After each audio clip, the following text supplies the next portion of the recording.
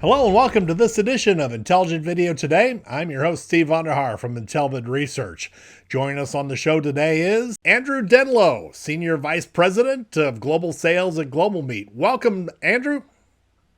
Thanks so much, Steve. Great to be here, and thanks for having me. Tell us a little bit about GlobalMeet.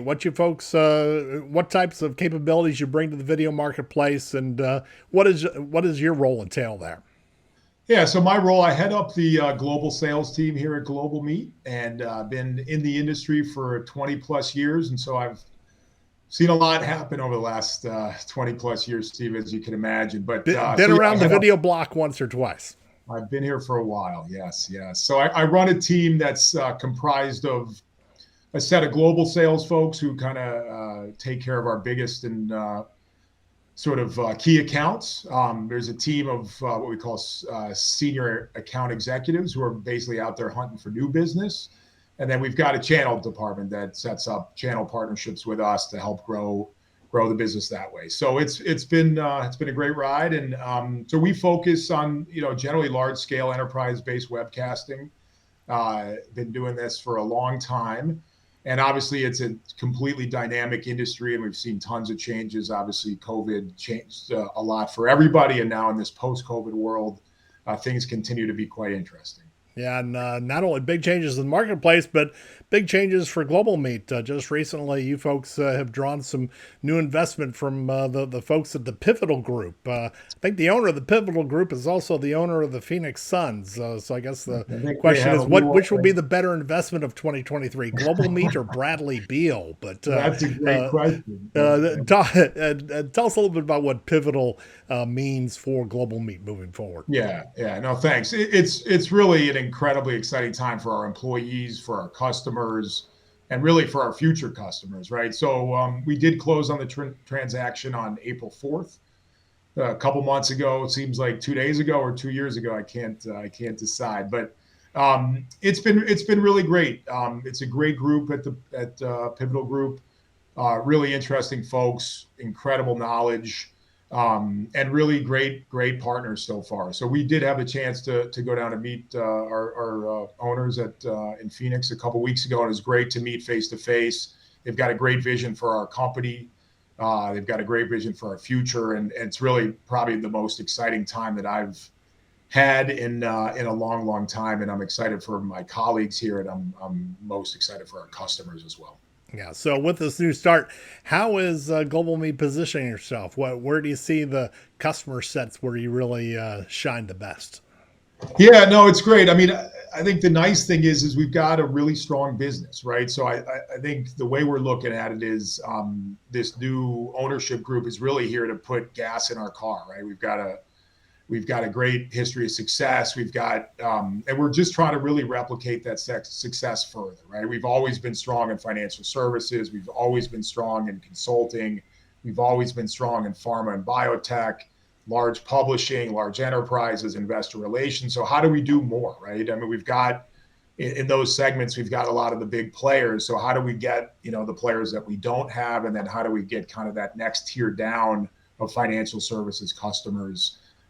So that's kind of what we're doing. I don't think we need to reinvent the wheel. I think we simply need to just do more of what we're doing. And I think the fuel that the Pivotal Group will give us will help us do that. Now, one of the calling cards for your group over there at GlobalMeet has always been the notion of reliability, rock solid, get the webcast delivered type of security for those who are buying your services. What Yeah. does reliability mean to you, though? And what does a vendor need to do to really sustain that reliability reputation over time? Yeah, no, I think that's been our calling card, right? Is sort of certainly the platform reliable. So I give our engineers a ton of credit for keeping it up and running during everything that's hit our industry. We're really proud of what we did over COVID and just being able to scale. But the reliability, I think, goes beyond just the technology. I think you have to look at the people as well, right? We've got our production folks, our account folks, our everybody at the whole organization has a real focus on customers.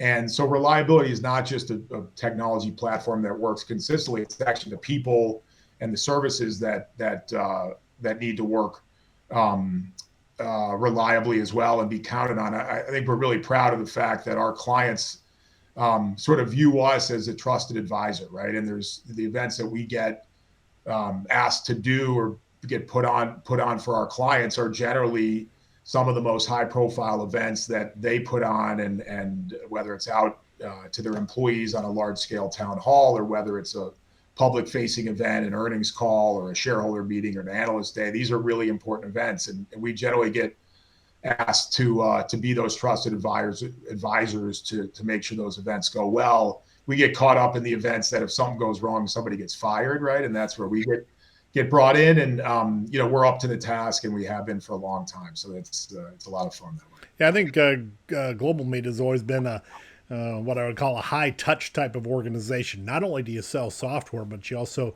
provide managed services. And that's a little bit swimming against the tide, at least compared to some other vendors in the marketplace today. You have some of the big UC providers who just do nothing, would prefer nothing better than just license software all day long and not really getting their hands dirty with the services capabilities. Why do you think organizations want and or need that managed services component?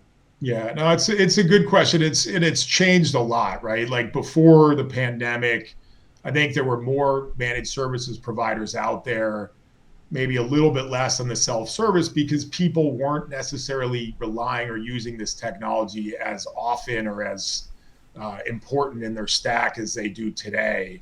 Obviously, COVID changed everything. Everybody's doing virtual events all the time. Even in this sort of post-COVID world, there's just more virtual events going on. A lot of clients took the opportunity to COVID to bring some of that expertise in-house and build out their own sort of virtual events teams using technology like ours, or using, like you said, the big providers are generally pushing self-service tools.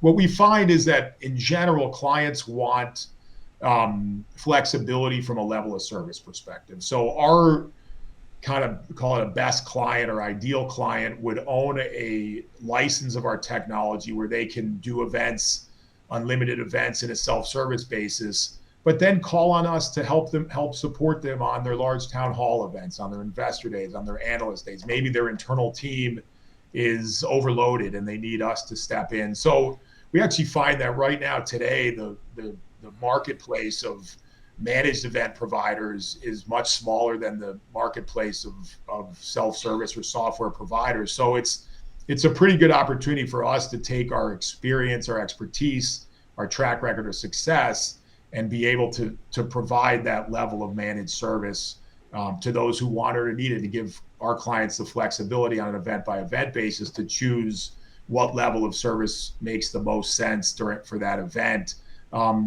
We're also, I think, one of the few providers out there, somebody may just come to us for one event, right? They just need an analyst day, and they've got other providers who take care of other things. And we're happy to step in and be the provider, and by hopefully providing really good service and really good technology, be able to earn more business at that enterprise. So I do think it's important for providers to provide that flexibility. And it's, clients have become smart enough to know what technology to use when, and really what level of service to use when as well. So it's always evolving, right? I mean, the big guys are coming out with some levels of managed services, but nobody can match the expertise that we bring to the table, and the true sort of hand-holding that's really important on these big high-profile events. Yeah, speaking of evolution, are you seeing any changes in terms of the webcasting requirements that organizations are bringing to bear in this post-pandemic environment? Are we seeing any shifts in how organizations go about fashioning a video strategy for themselves? Yeah, no, look, in March 2020, things changed forever. If the meetings that took place the day before people left were probably taking place in person, right? Or they were probably taking place on a conference call, nobody on video.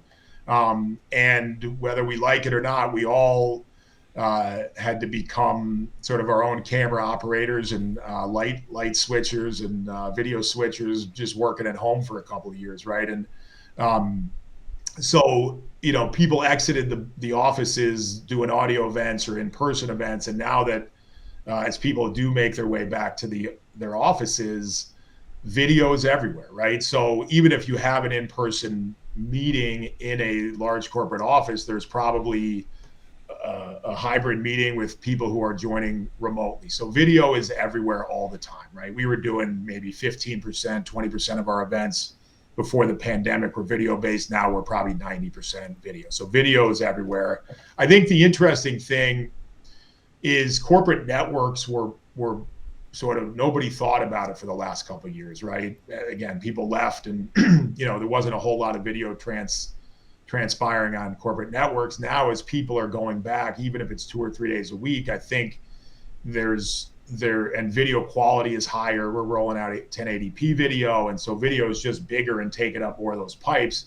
I think the network guys at these large corporations are really the ones who are keeping a close eye on how their network's going to be able to handle it, because again, they didn't have to worry about it for years while everybody was working from home. So I think people are more conscious of that a little bit, and actually putting a spotlight on the ability to have some either larger scale network or ECDN providers to make sure that video, not just large scale webcasts, but every sort of day-to-day meeting usage where people are on camera, and how that works. We have no doubt that people want to get back to meeting in person. I love nothing more than to go and to see people in person, right? But the aspect of the hybrid meeting is never going to go away, right? Even large conferences, unlike during the pandemic where some of the virtual event providers were trying to replicate the whole experience, I think nowadays people are content putting on a really good in-person event, and then having the webcast or the virtual experience just being maybe a content watch, not giving them the same interaction that you would get to be there in person. And that's the incentive for people to show up on site, right? So it's always evolving. We're seeing things change on a daily, monthly basis as far as how companies are handling it. But there's definitely a push to get people back in the offices, and those large scale town halls now where you got 10,000 people watching from the office, or a large percentage, are definitely making the network guys sweat a little bit, and make sure that the network's up to stuff.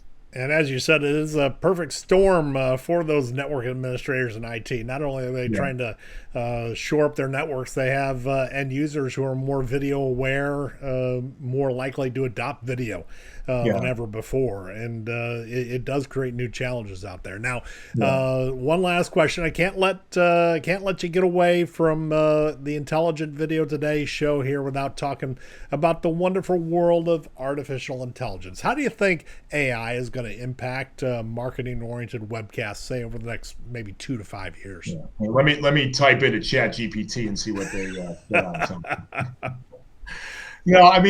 AI is a big thing now, right? And I think marketers in particular are super interested to see, when you're putting on marketing-facing webinars, whether it's the registration fields, the questions that are asked, the analytics behind how long people are watching, to be able to take all of that, maybe the transcript of the spoken word, and how do they dump all of that into a smart artificial intelligent engine, and what does that kick out about, hey, which of these folks are most likely to buy or become customers, or so I think it's going to be really data driven. I think it's going to pull in all of the important metrics that you get from your webcast that you're capturing today.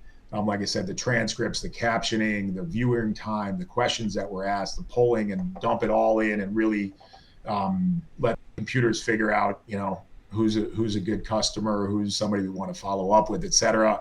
Obviously AI captioning is big. AI on-demand captioning is big, and taking all of those elements that the computers are spitting out and trying to figure out, how to monetize it. I think marketing is the one who's going to probably benefit most from AI as it relates to our industry.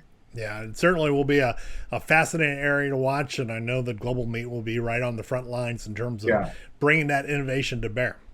No doubt. It'll be interesting to watch. Andrew Denlow from GlobalMeet, thanks so much for taking the time to visit with us today on Intelligent Video Today.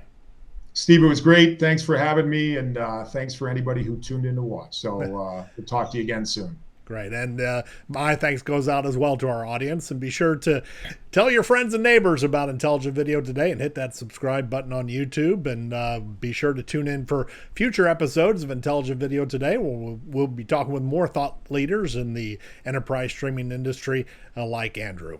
For Intelligent Video Today, I'm Steve Onderhar from Intelligent Research. Thanks for your time.